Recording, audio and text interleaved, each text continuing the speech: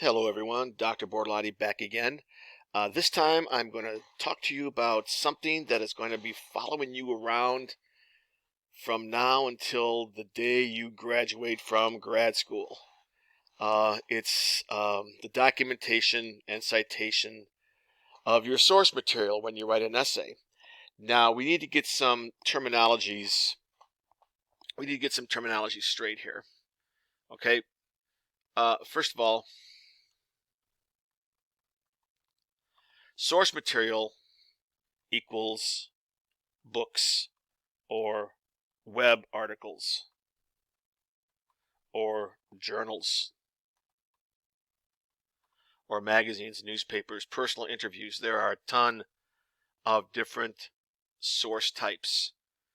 You are not an expert in any subject yet, so when you write a paper in which you are giving your opinion about something, you need to go to the expert sources, whether they have been published in books, online, in journals, or whatever.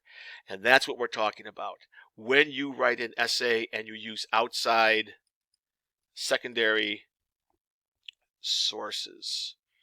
Okay, now on the college level, there are two ways to document your sources. Document. This word means to write down.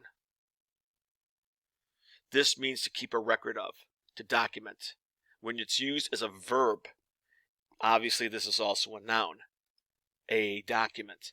But when it's used as a verb in English, to document, that means to write something down, to keep a paper trail, to keep a record of something. Okay? Now, there are two ways to document your sources in American colleges and universities. There are actually more than two, but these are the most frequently used: the MLA style and the APA style.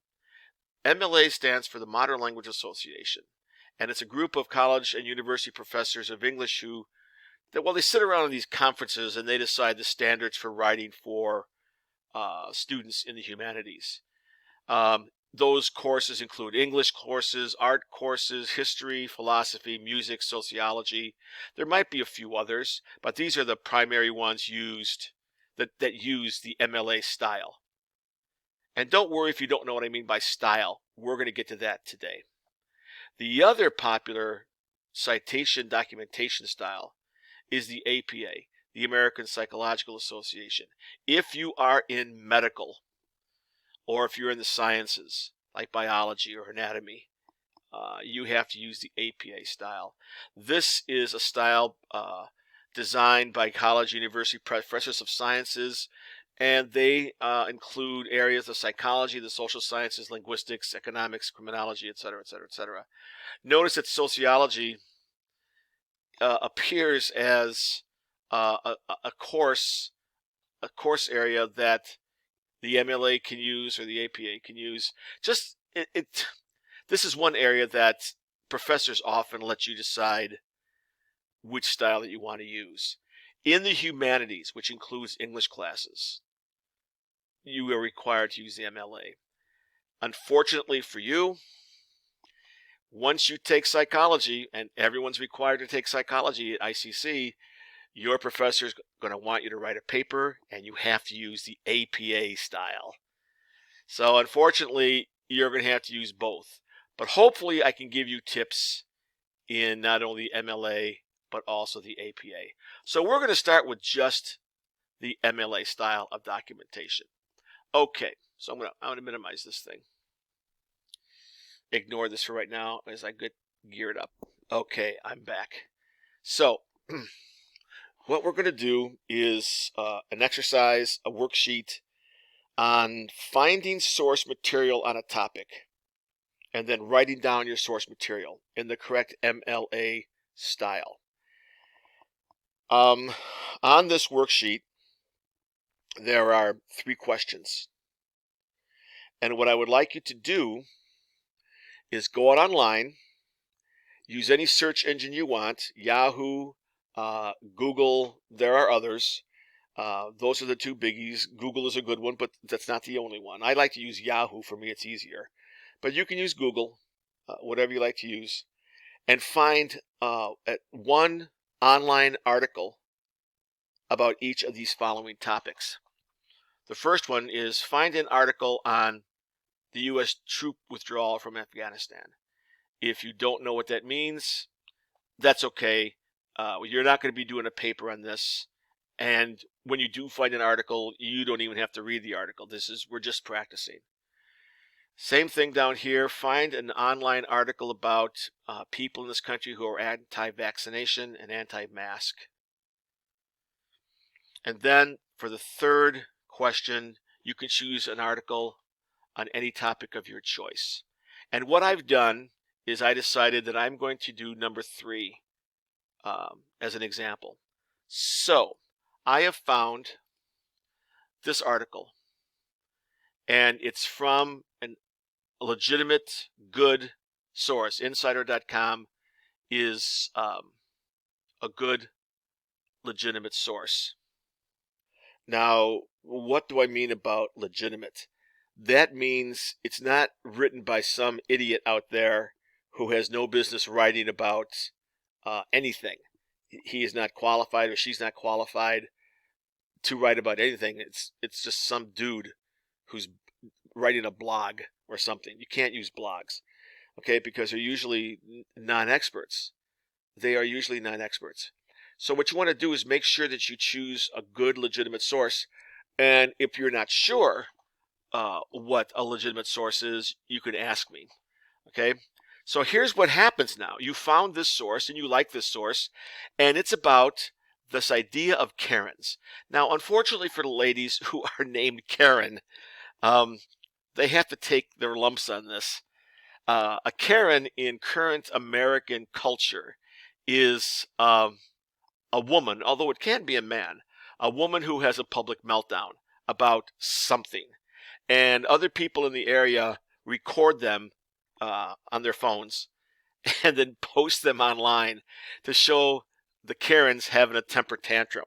And this has become a huge social media way of entertainment. And as these women go absolutely berserk about a variety of different issues.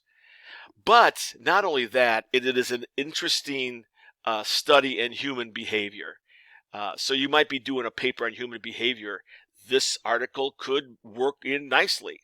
I'm going to assume that the author of this, Lindsay Dodgson, did some research, and so we're going to qualify her or him as the expert. Okay, so I think we're good.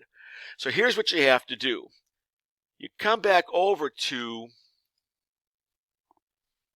Blackboard, and you come down here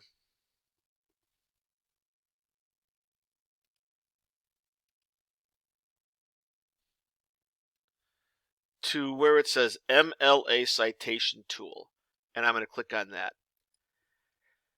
Now this is basically a tool that will help you document your source. So I'm going to click on this thing here. Boop. And what pops up is the citation producer.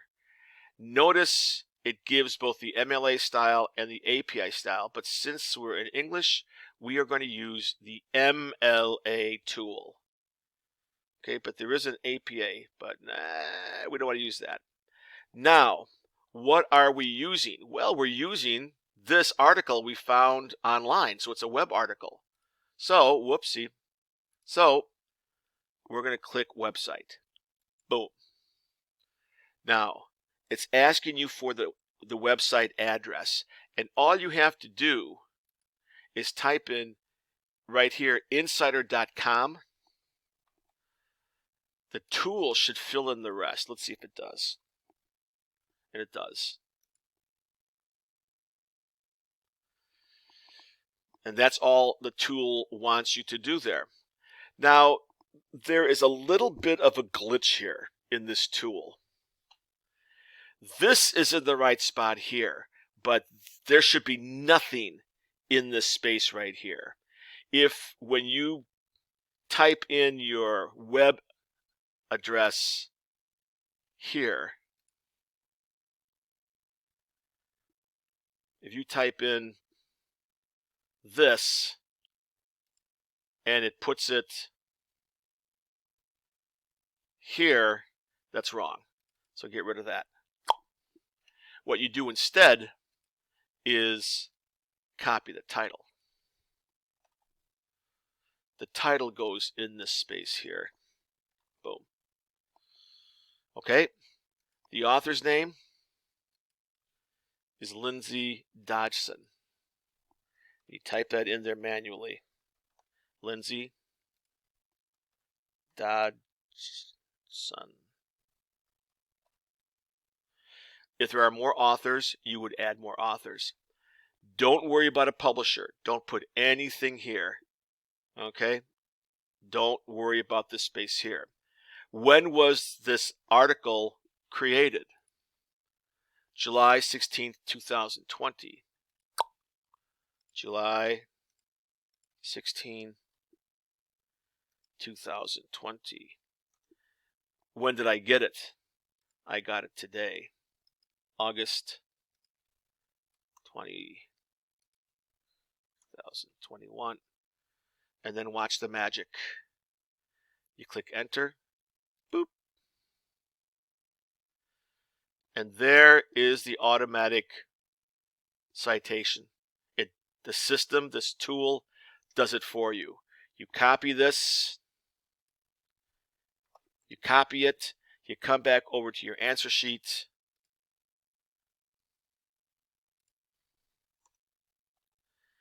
And you paste it there. There are some things that you have to do at this point. Remember, I want the correct font, which I want Times New Roman. I want Times New Roman 12. And I also want it double spaced.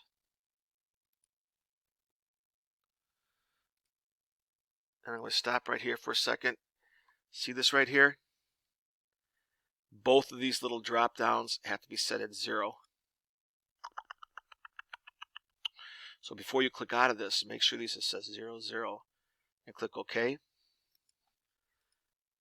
And this second line has got to be tabbed over. Now, for those folks using Microsoft Word, make sure you are in this view. You click on view and make sure you can see the ruler. See that? I'm going to click out of here. I'm going to click view. Make sure you see the ruler. And that way you can see the margins set at the top and at the side. Now this second line has got to be tabbed over. Watch what happens when I hit just the tab key. Boop. Boop, boop, I'm going to hit just the tab key. I want to move this. I want to indent this over. Tab. What? How about this? How about you put your cursor there and you hit Control Tab. Once again, if I hit just the tab key, it moves everything over. If I hit Control Tab, it moves just the second line over. The MLA says it wants you to indent second, third, fourth lines, etc. So what you've done here now is show your professor, hey, Professor so-and-so, here is the documentation for an article I'm using for my essay. I have documented the source. Here it is. I have written it down for you. I used a citation tool, which is okay. And here is my source. Bing. And your professor's all happy and stuff.